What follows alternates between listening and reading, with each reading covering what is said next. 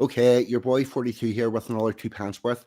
If you came here for funny but leave feeling as sick as a part, I'm sorry, that's not going to be down to me. That's going to be the subject matter. It's a bit more serious this time.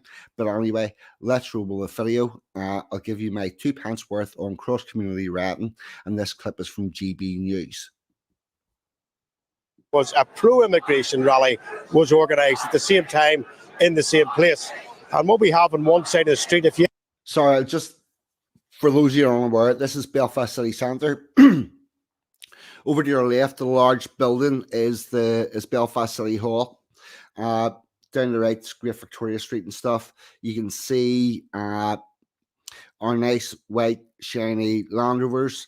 As you know, as you English people know, your vans aren't very stable for renting. We've got nice protective gear and whatnot on them. It's all good. I'll just let this carry on a bit more. You ever wanted to explain how this unrest happens? On one side of the street, we have unions, we have pro-Palestinian, gay pride all on one side of the street, protesting that they want immigrants to come in. But most of these people are white-collar people, middle-class people. And on the other side of the street, we have working-class people who are anti-immigration, because of course it's the working class areas that have took the majority of these immigrants into their areas, and they are... One thing a lot of people miss about Northern Ireland in general and Belfast, well, Northern Ireland in general, there's a bigger divide between the lives of working class people, both Unionists, Nationals, Protestant, Catholic, and middle class people, both Unionists, Nationals, Protestant, Catholic. The existence on both those levels is the same, and it's a struggle to move upward. And if you ever have to come back down, that's not going to be pleasant either. Feeling the effects of this first. But when I arrived here, it was only one side of the demonstration. Then, of course, the other side arrived. And then the first side, which the middle class people, which I was astounded by, started chanting Nazi scum, get off our streets. At which point... Now, I would love to know why he's astounded, because the people on the right-hand side of the street have been being called scum and all sorts of deplorables by the people, the middle-class people, for as long as I've been alive, and as long as he's been alive, and this is not the first time he's heard this, the lying bastard. Point. This side... Oh, that's quite a good shot of the policeman in front of the Land Rover, and you can see the grille quite clearly there. It's all nice.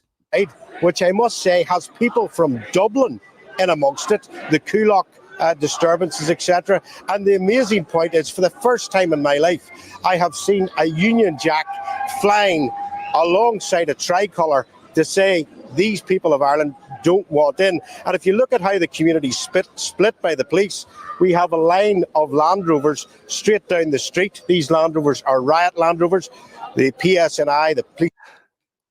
I'm going to stop this here anyway, drop him out. But anyway, they are not riot Land Rovers. They are normal transport for Police Service of Northern Ireland. It's how they get about all the time, at least in the areas where I live, and any other working class area. Okay, so so that's a story being sold to the British public. Somehow these protests and the disturbances, we did not get as far as rioting, that followed are an organic cross-community enterprise uniting both Protestant and Catholic working class people to stand up and overthrow the government in some sort of rerun of the Russian Revolution. But is this true? Is it all smoke and mirrors? Let's have a look. I'm going to get up the first graphic here, bit of a heat map. Okay, getting up a graph, bit of a heat map. It's a bit of a shitty graphic, but it's the best I could do. I was hoping to get a better photograph, also an overhead one, but that didn't happen. Anyway, I'm going to try to explain these themes. There's a lot of terminology here to try and help you out. If I was to say Woolwich Arsenal, Arsenal Football Club, Arsenal, the Gooners, the Gunners, pedantic people would say they're all slightly different things, but you would know that I'm talking about generally Arsenal in that favour. I'm going to try to do the same thing. So, in orange, playing up the hill, you've got a solid block of PUL. That's Protestant Unionist Loyalist. Generally always fall into the same category. For the pedantic out there, Protestantism is a religion, so you'd be a Protestant whenever you're going to church. You would be a unionist because that's a political thing. You'd be a unionist whenever you go to vote. And a loyalist is someone who is loyal to the crown. So you would be that 24/7 all of your life. Granted, I will say that although I am loyal to the crown, I'm quite looking forward to the next king coming along, and I hope that transition is all proper and as nature intended, but I am looking forward to that. So anyway, you've got that solid block of PEL, or as you hear about them on the news, the loyalists. Now, there are a couple of dots of green knocking about in there, and yes, this is true. They did turn up. They did come up. They brought their banners and their flags and whatnot, and they were mixed in. Everybody got along. However, what we need to figure out, is this a moment that breaks the mold? Is this something new? God knows, both sides like a rat, and we always play against the same team. So there is something there, and that this could be like a meeting of the minds. But anyway, I'm going to go ahead and call that block of people, Irish included, the old British, because they would all fit into a bag that would be Britain in pre-separate division of Ireland. Right, okay. Now from the upper field, playing down the way, we have the Greens. We've got the Irish Greens, we've got the environmental Greens, we've got the Full of Envy Green, Sick as a Park Green, a whole bag of deplorables that we get any time that there is a Extinction Rebellion or any of that sort of nature. And the only thing I can figure out that ties these people together is that they are anti-British. They don't identify as British. They don't want to be British. They don't want Britain as a country to exist.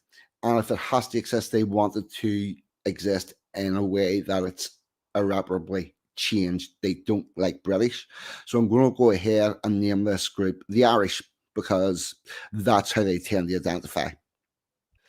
But it was not just civilians up there, was it? No. All the NGOs were there. And NGO is a non-governmental organisation. That's an organisation that the government has chosen to work with. So it's like having the government without the government's rules. So that's good, obviously.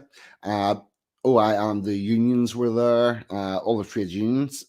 Never asked their members which side of that protest you should be on. They just pitched up and decided they were going to be on that side. So there's that. And not only that, they also had politicians. Yes, they did.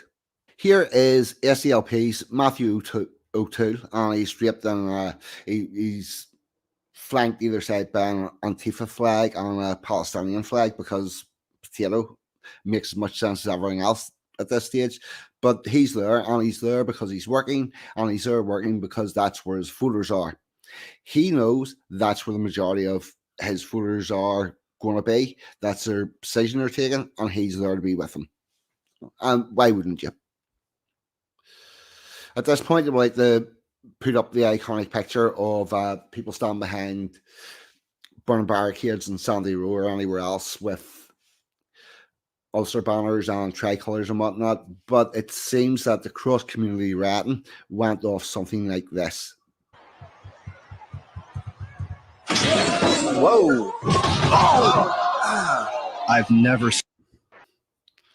Yep, that was it. Good run up, plenty of power, no control. Fucking, it just went everywhere. It was didn't materialize. Not a good go. That's as far as all of that went.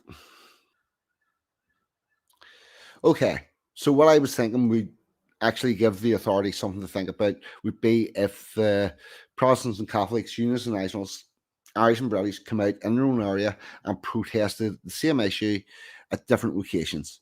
Go in their own area and both be out doing anti-immigration protests. That would really send a message. And there was a rumor of that. There was this picture appeared of a protest on the Falls Road of Belfast outside this Middle Eastern market shop, and the rumor was that the protests had started on the other side as well, and that rumor was going about for a good 15 minutes before we got more information, and it turns out that it was the good people of the Falls Road doing what they do best. Well, West Belfast people, the salt of the earth, spread that message, and we definitely have not fallen out of love with our migrants in the Irish community, nationalist community, Catholic community. So if that's not working, what you might want to look at is how things are going with the relationships across the city. Here's a picture of some rioting that was happening in South Belfast, Sandy Road, Donegal Road. And this is the area you will have seen all the pictures in Belfast of the rioting, a couple of bins on fire and stuff like that. That was given as some sort of evidence of a Protestant Catholic alliance had emerged. Here is a picture from the same night, and this was not in August. This was actually in July, before all the anti-immigration protests kicked off.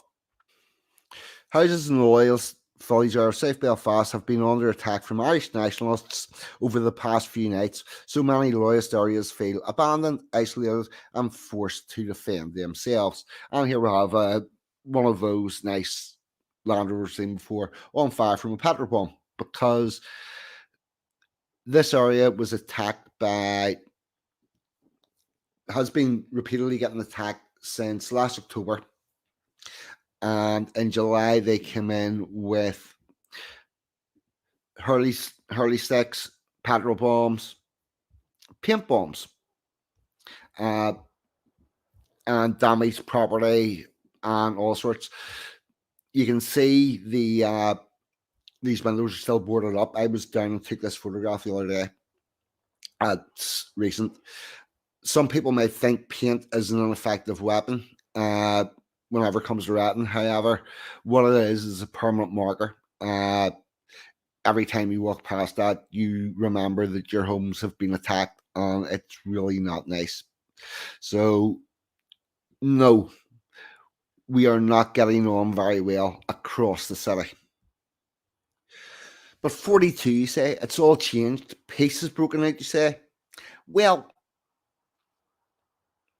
I can get what you mean. Like, that was in July. We're in the August. We've had this land breaking moment. Well, and there has been another bit of rioting in Londonderry. I'll get that up for you.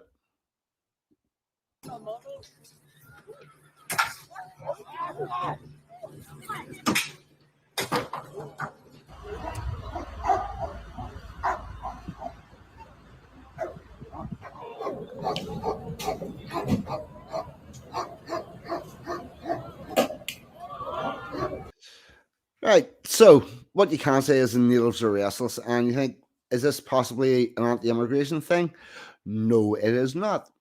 This little bit of rioting is because the Protestants had been in Londonderry for the Relief of Derry parade, which happens every year. And after that, the Irish come out and they riot with the police, and they think that because they start a riot with the police after the parade, nothing to do with the parade, just that will get the parade stopped next year because they have had a riot after that they started themselves. I don't know. It makes no sense to me either. So, no, we have not got a big come to Jesus moment. It's not happened. Well, so much for the relationships between Protestant Catholics in Northern Ireland or in Belfast. Surely the Irish, with their newfound dislike for newcomers, they're casting off all their old ideas and their hatred of anything British. And they're in a hurry to link arms with their British counterparts and form a chain right round the British Isles, and they're happy to call it the British Isles. That's how it went, right? Well, anyway, I've got some video footage of the boys from Kulak going home and going back to Dublin and meeting up with their fellow protesters down there. And this is how that went.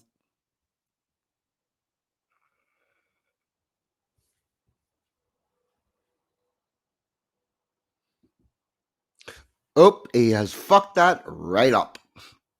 Anyway, here's an actual picture of them returning to Kulak, meeting the people. Actually, this is the actual picture of them going back to their protesters down south and being told to fuck off and take their flag with them or take their banner with them because it had been contaminated by standing too close to British people. So they're not looking too pleased with us. And it's hardly surprising because here is a post by Off Grid Ireland, who are one of the larger protest groups down there, and it's being forwarded here from Gaelic Woodlander, another one of their things, and it was planters offended by everything Irish since 1690. Why did the unwanted planters even stay in Ireland when they hear, do you know what? These people don't fucking like you. All right, you're going to have to get used to that. The Irish protest people are not in love with British people, and anybody that's involved in protests in Great Britain, Northern Ireland, might want to realise that no, these people are not coming to save them and be there diversely. But anyway, okay, what about the average person in Ireland? How are they with their feelings towards the British? Are they more nationalistic? Are they less nationalistic? Have they become more European? I don't know because I don't live down there. But I tell you what I do know. I see a lot of advertisements for Irish bars and stuff. And I'm going to play this one from a place in Santa Ponsa, I think it is.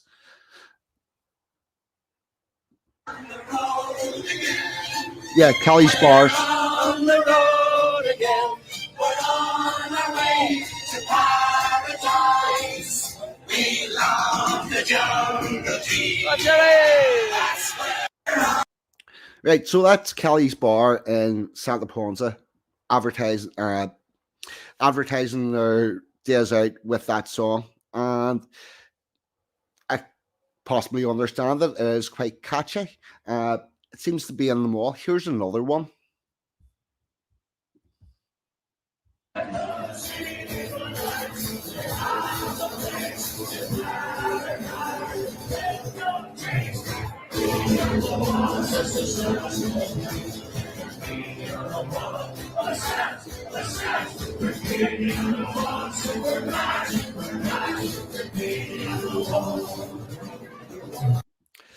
Yeah, see, they get right on you. It's all part of a good night out. And I'm thinking, and also these are businesses that are advertising this. If you want the good Irish night out, this is part of it. We can do that for you. And I'm thinking, what's the next bit of that song? Because I've heard that bit thousands of times. Next bit, not so all. I bet it's going to be leprechauns or some shit or something like that. You know, something about green fields and beautiful, the beauty of Ireland or something. Is that, what do you reckon? I bet you it is. Take it away, Wolf Tones. Let's see.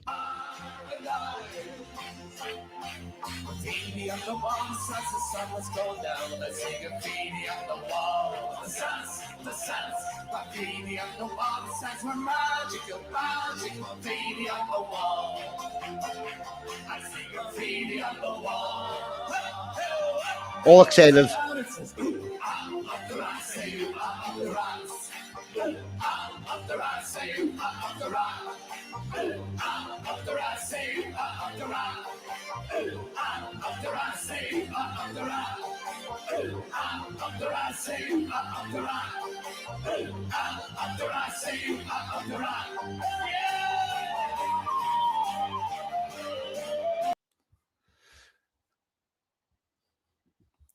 No, it's not.